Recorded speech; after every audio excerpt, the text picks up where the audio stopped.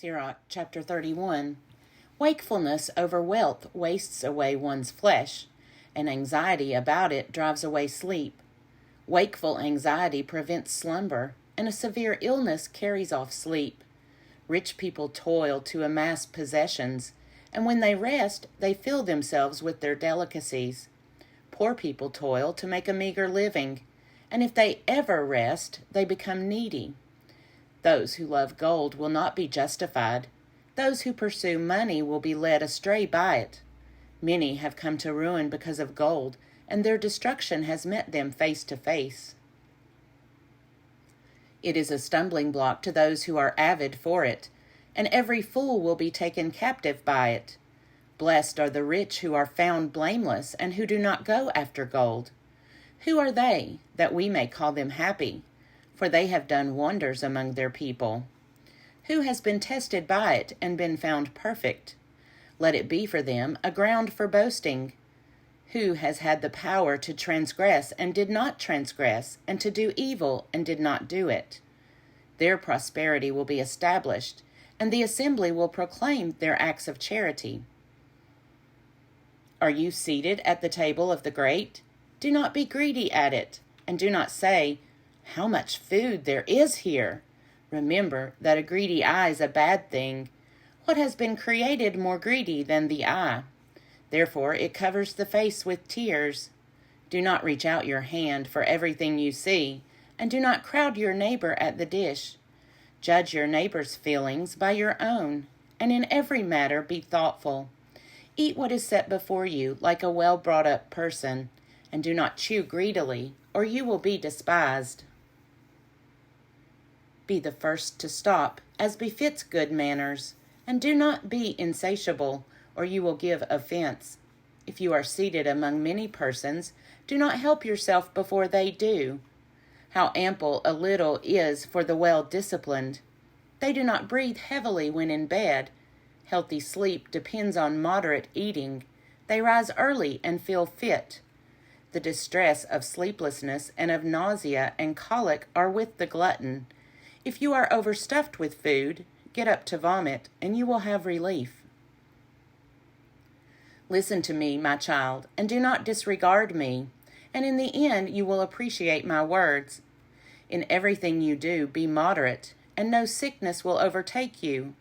People bless those who are liberal with food, and the testimony to their generosity is trustworthy.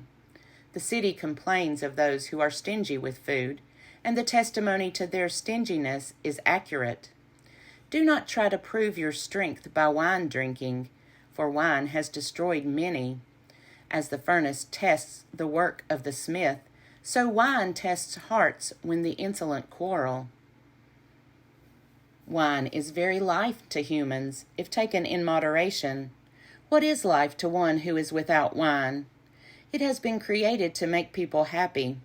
Wine drunk at the proper time and in moderation is rejoicing of heart and gladness of soul.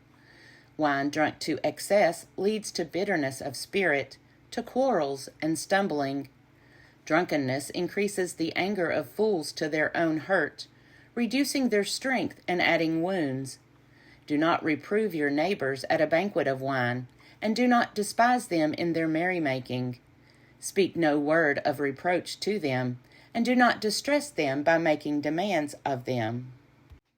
Sirach chapter 32. If they make you master of the feast, do not exalt yourself. Be among them as one of their number. Take care of them first, and then sit down. When you have fulfilled all your duties, take your place, so that you may be merry along with them, and receive a wreath for your excellent leadership.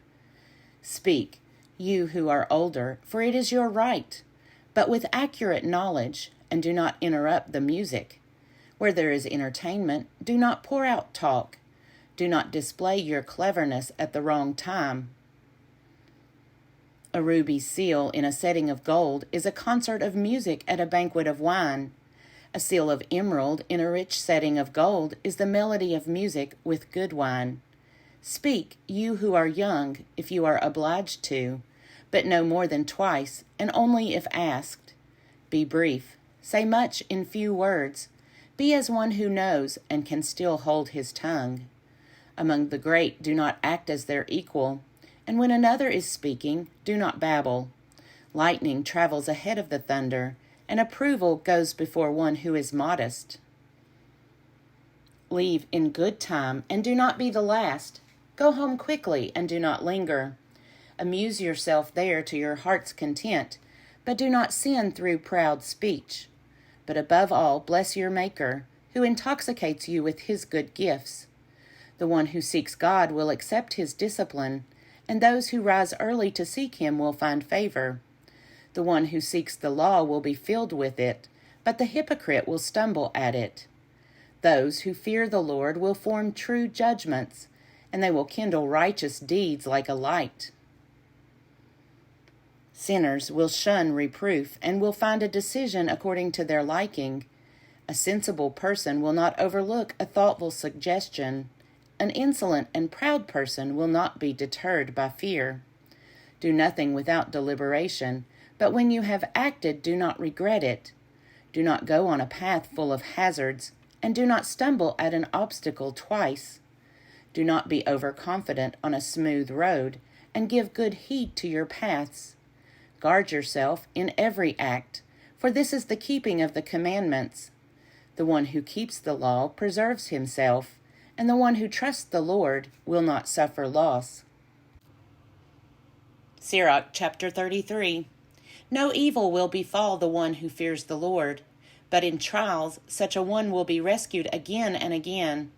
The wise will not hate the law, but the one who is hypocritical about it is like a boat in a storm. The sensible person will trust in the law. For such a one, the law is as dependable as a divine oracle. Prepare what to say, and then you will be listened to. Draw upon your training and give your answer. The heart of a fool is like a cart wheel, and his thoughts like a turning axle. A mocking friend is like a stallion that neighs no matter who the rider is.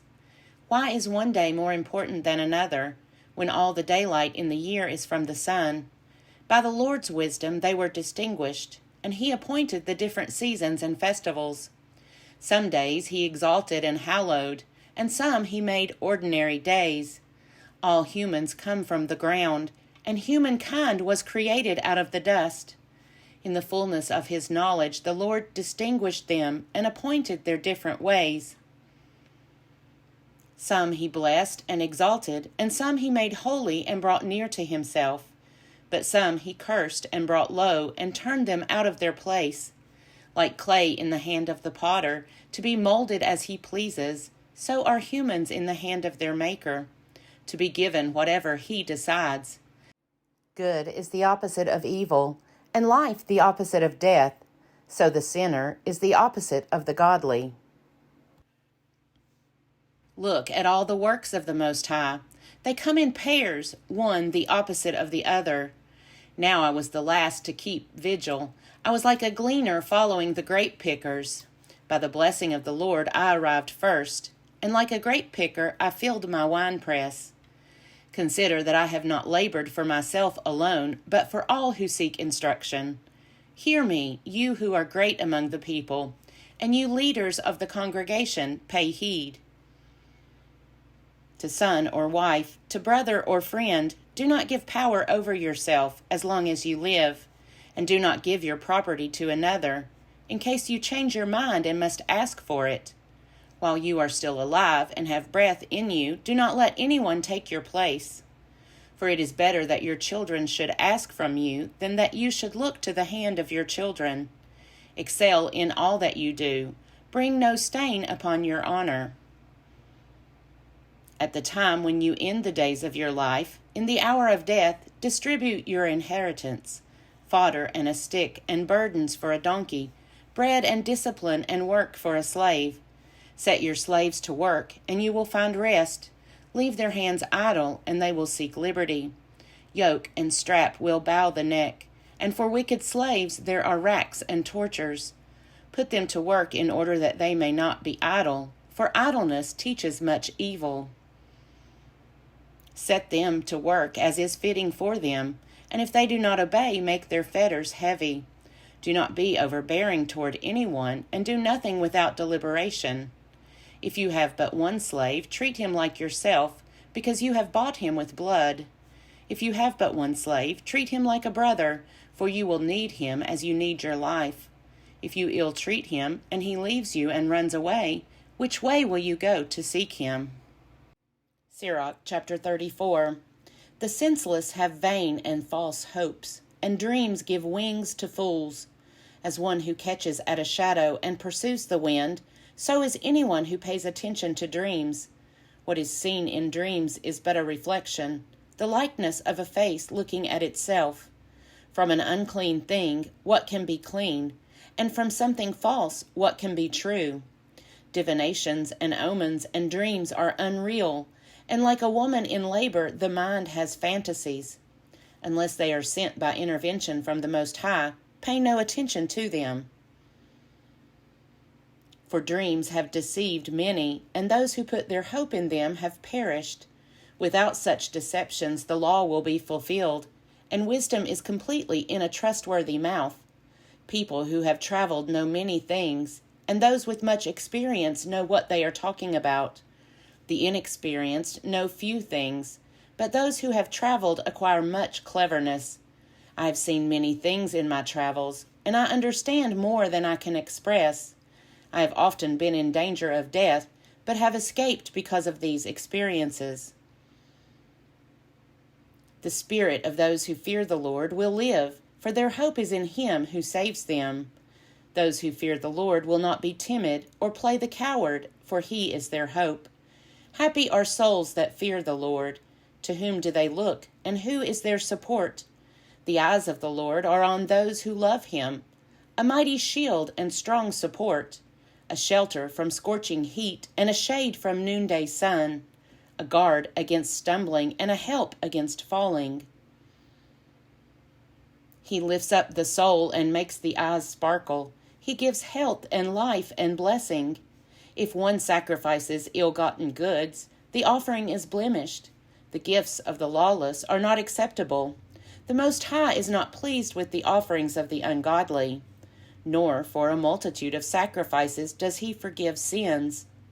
Like one who kills a son before his father's eyes is the person who offers a sacrifice from the property of the poor. The bread of the needy is the life of the poor. Whoever deprives them of it is a murderer. To take away a neighbor's living is to commit murder. To deprive an employee of wages is to shed blood. When one builds and another tears down, what do they gain but hard work? When one prays and another curses, to whose voice will the Lord listen? If one washes after touching a corpse and touches it again, what has been gained by washing? So if one fasts for his sins and goes again and does the same things, who will listen to his prayer, and what has he gained by humbling himself? Sirach chapter 35. The one who keeps the law makes many offerings. One who heeds the commandments makes an offering of well-being.